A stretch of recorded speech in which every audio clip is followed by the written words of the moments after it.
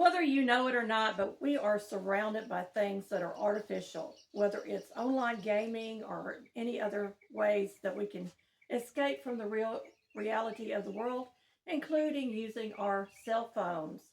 And this episode today, I'm taking you on a real tour of a real building in West Tennessee that I have a community tab post to name the building.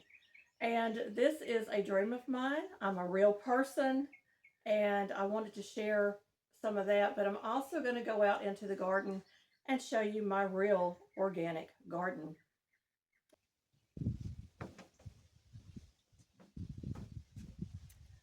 Well, hey y'all, welcome to the Hillbilly Chicken Ranch. I'm Susan, your hostess. Y'all come on in. A couple of changes to the sitting area, and I'm going to close my door, is I've added a rack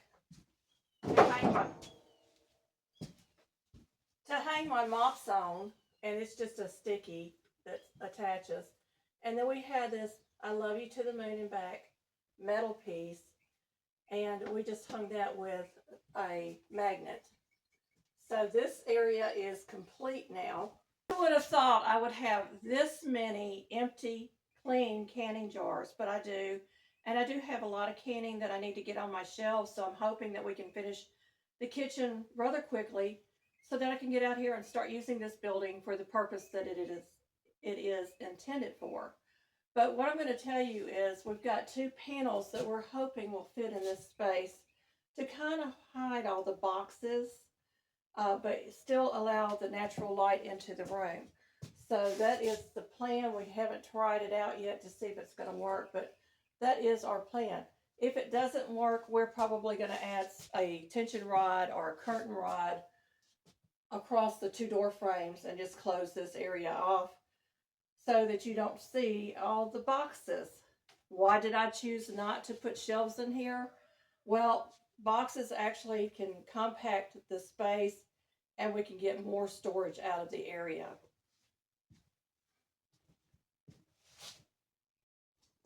I'm absolutely loving the vintage kitchen. With each plate and these little cards that I found at a local thrift store. See if I can get the box open. And they have a Bible verse on them on one side. And then on the other side, they have a start to a prayer. So I thought this would be perfect to sit out in my off-grid canning kitchen that's vintage. And what I usually do is I'll come in here in the morning, I'll read two verses and the two prayers on the back, and then I just simply lay them on the plate for the day, leaving my container open. Unless it's raining outside, I'll close it and leave everything closed. Let's take a closer look at that table.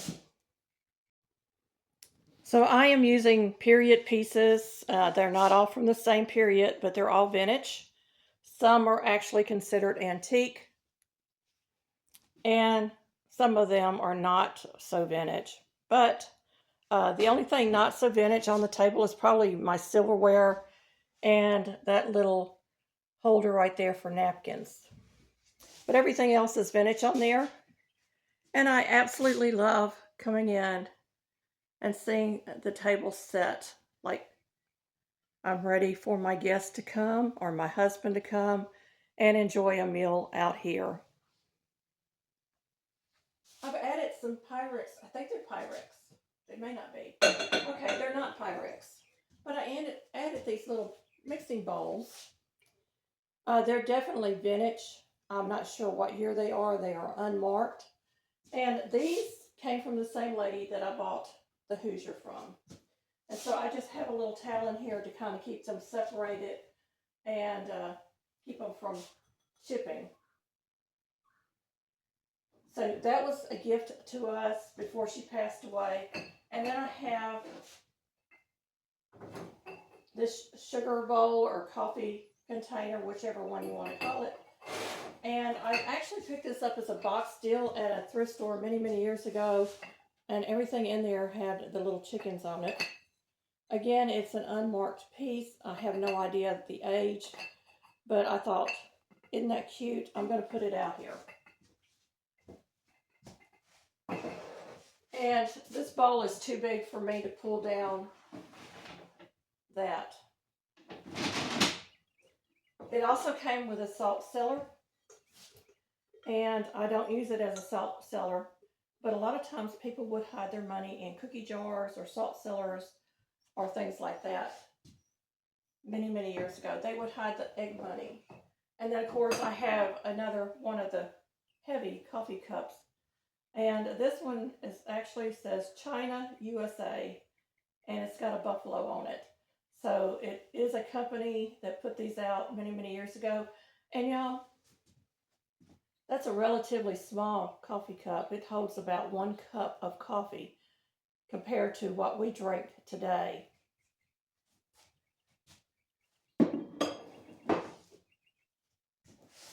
I also brought out the scale that I purchased at a thrift store and one of the doilies that I purchased at a thrift store. And I've added 2 more things to our wall.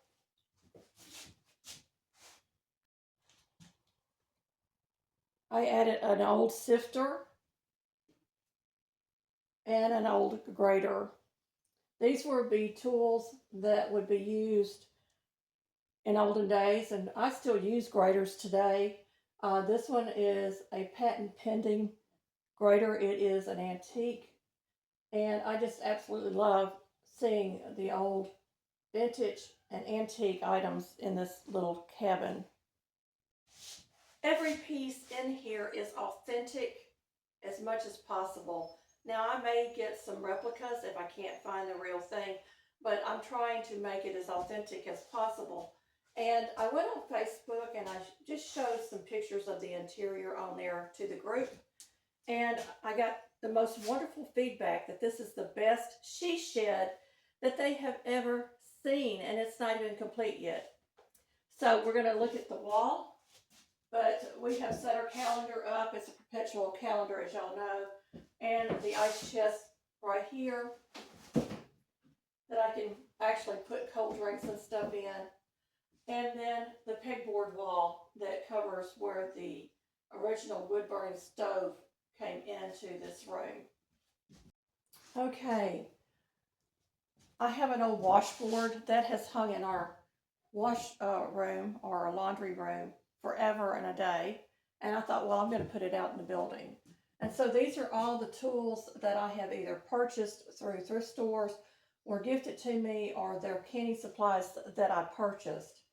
So I thought this would be a perfect wall for that. And I've got everything I can imagine on here. I may be missing a few pieces. If you see something missing, let me know in comments and maybe I can find it and add it to it later. But I'm running out of room.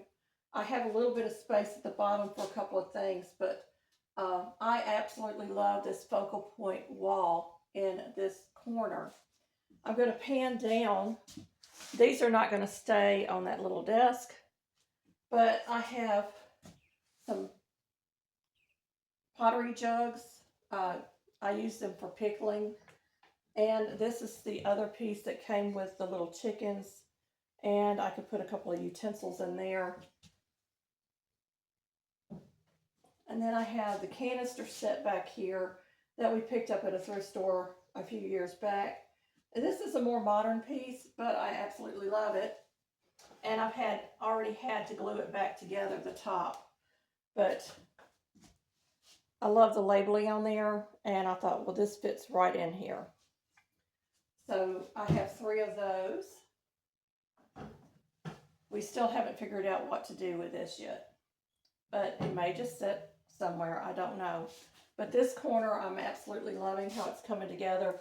I do plan on putting some of my canning cookbooks in here for reference when I'm out here, and using this desk like a desk. By the way, this is an old mismatched chair from our kitchen table, and when I pull the table out, I can actually use it at the table, but it's going to come in handy for an extra place for me to sit.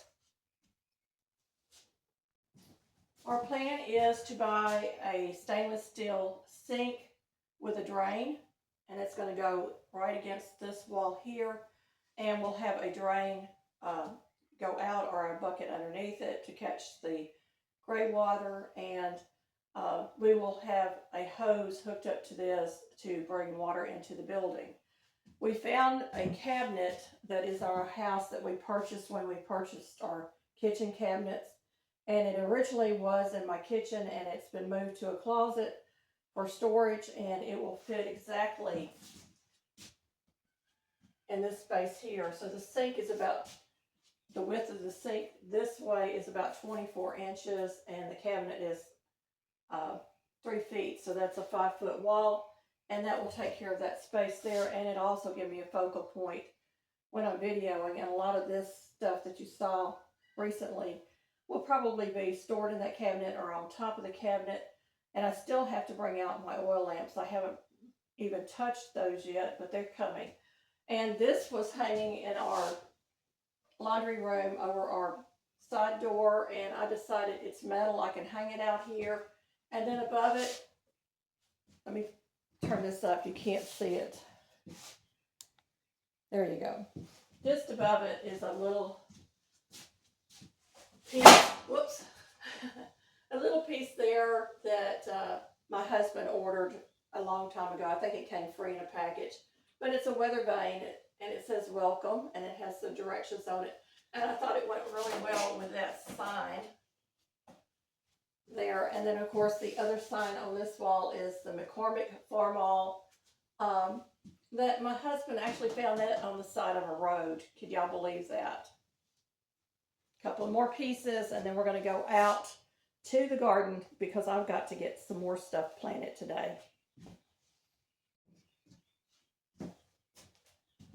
This is a revival of the old butter churn container, and I have taken all of my rolling pins except for the small one and stacked them inside this. I thought that was a great look for it, and I think I like it.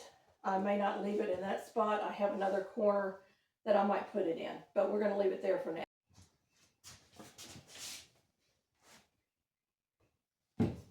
This was an electric churn. I don't know if you can read the writing on it, but it was for use with cream. It's an electric churn. It was made in Alabama manufacturing in Birmingham, Alabama. Of course, we don't have the churn to it anymore, but I do use it as a pickling crock. It's perfect for pickling. And I keep this on there to catch any dust, to keep it out of my jar. It just makes it so much easier to keep it clean. This little red truck is also a metal sign that my husband either purchased or got for free, and it says God Bless America, and it's near our American flag on our porch. We've got crocks down here that were found on the side of the road. They're kind of busted up a little bit, but they make a lovely addition to the porch. I still need to find my outdoor cushions to go on the little bench, and I absolutely love this. I'm kind of debating on what color to paint it. I'm torn between turquoise and yellow. So the door will be painted either turquoise or yellow, and then the furnishings out here will be painted another color. And y'all look, we got a spider. And there's the little bistro that he found on the side of the road that needs to be painted as well. This is the celery. It's beautiful. One package has 6, one had 5. I will let the lady know that it was missing one when I go back. I'm not asking her to replace it, but it was missing a cell. So let me get my gloves on. This soil that we're using was given to us. We actually have piles of mulch in our yard right now. We have 3 piles, 2 in the front and 1 in the back. And it's got worms in it. It's very rich. It holds moisture well. So we're really excited to get that, and it saved us a lot of money this year.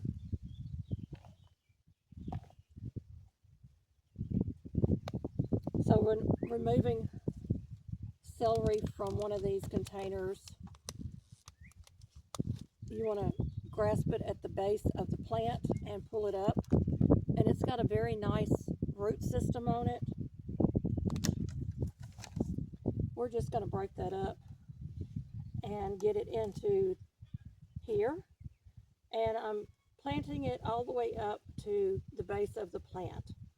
The reason I do that is so that as much of that root system will touch that soil. And then when I'm done, I'm going to give it a really good watering. It needs to have water flowing from the bottom of your raised beds if you're planting celery, so that the roots are really saturated. Celery has a lot of water in it, so it requires a lot of water to grow. This plant is fennel, and it needs water bad. It's been in the greenhouse, and it should perk back up. But this is a plant that's supposedly very good for diabetics. So that's why it's being added to our garden. And my husband found this little planter on the side of the road. So free planter, free soil. We are doing very, very good this year on our garden. So I'm just going to put this in the center of this pot and make sure that I water it really well.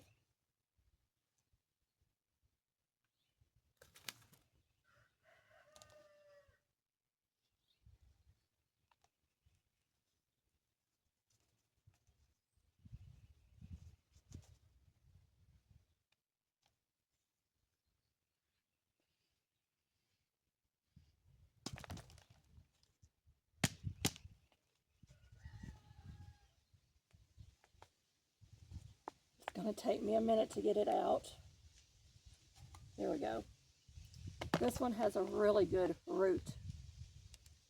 So I'm going to dig it out a little more with my hand just to make sure I've got it all the way in there. And just put some of this soil back around the bottom of the plant. And hopefully it will bounce back. I think it was $3 for that. I'm not sure. I can't remember the price. But it's well worth it to get another herb in our garden. So I'm going to give this a good water and let it seep through.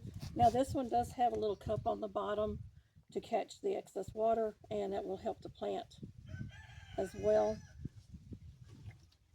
But I do want to see the water coming out of the cup if possible. And these containers really do work well for planting a garden and watering. So I have 3 more plants to go. I have 2 eggplant and the Vicks plant.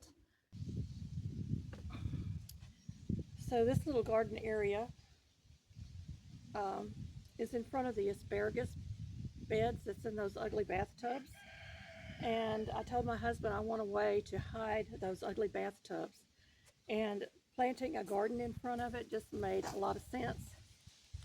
So I'm going to take this Vicks plant. Oh, it smells so good. It's so fragrant. And I'm going to go ahead and put my label in here. And I'm just going to dig out a little spot here in the middle and carefully remove this and get it planted. It is like a succulent, but it's also part of the mint family, I do believe. So don't get me lying. I don't know everything. But I do try to do a lot of research. So I'm trying to dig a hole about the size of the pot and get that soil moved up.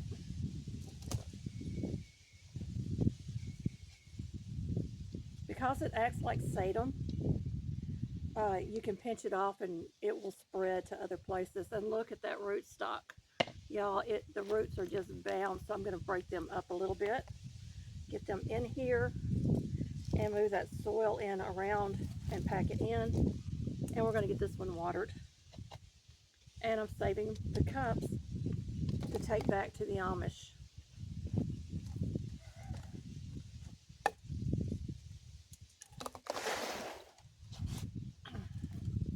He found these on the side of the road, folks. These ceramic pots and these little black pots. And this little planter there. And here is our celery. I've got one that is wilted, but I think it's going to pop back.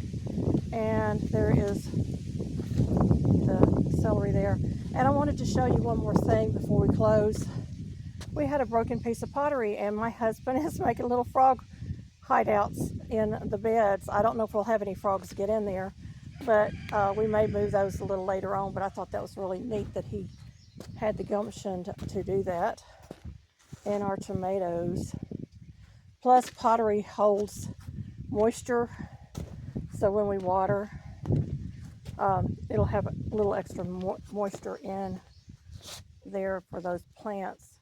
So they are looking really healthy, these tomatoes. There's the last little piece of pottery, and I'm turning y'all. Roma tomatoes. Our little garden area is looking good. We've got more cardboard to lay as we move the tubs over from the other garden area. But there it is. I want to thank you, friends, for stopping by the Resourceful Homestead on the Hillbilly Chicken Ranch and our off-grid outdoor kitchen and garden area. Go to the community tab and vote for the name that you want to name our building. I would really love to have you involved. And I also want to thank all of our new viewers. Please think about joining our channel. Until next time, be blessed and a blessing. Here's some content I think you might like. Thank you for visiting our homestead. Don't forget to like, subscribe, comment, hype, and share to help our small channel grow. See you next time for more simple living, frugal tips, and farmyard fun.